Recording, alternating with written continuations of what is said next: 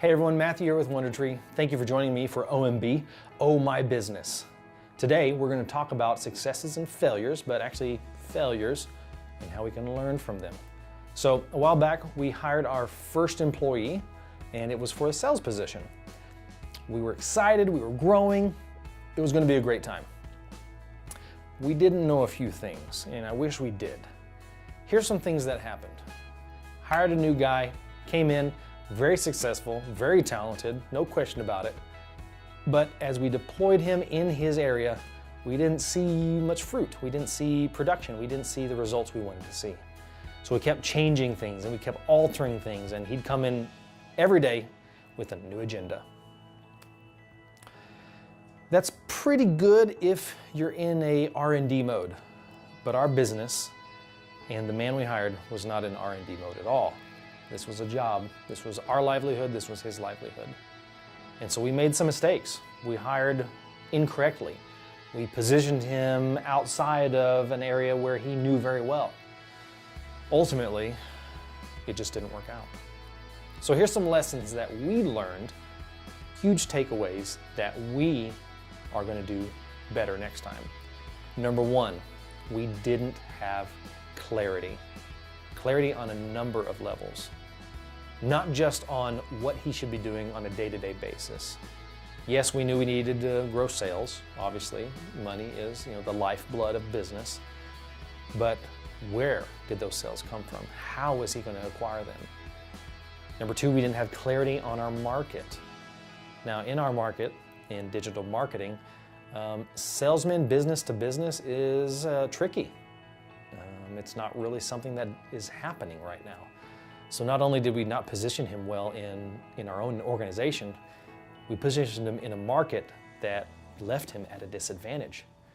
In the last one, we didn't have clarity on ourselves. We kept having him go to these types of clients or these types of clients. As a business, we didn't really know who we were or who we wanted to acquire. It was just very general. Just go get sales, find clients who need websites. You have to be more specific than that.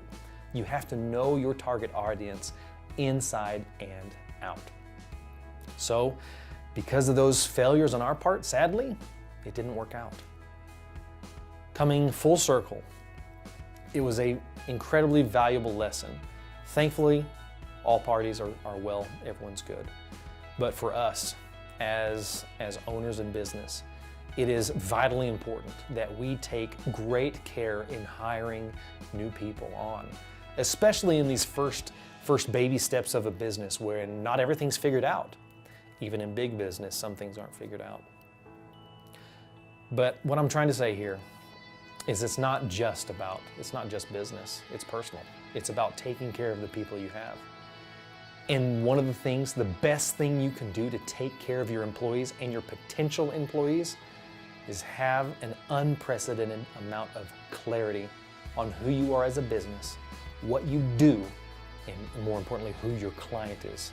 So that when you start deploying these new talents that you hire on, they have extreme clarity. There's no guesswork involved. This is the system. We know how to do it, and we're gonna stick to it. So I hope you've learned from our failures. I know we have. Hopefully this can save you and many others some heartache in the future.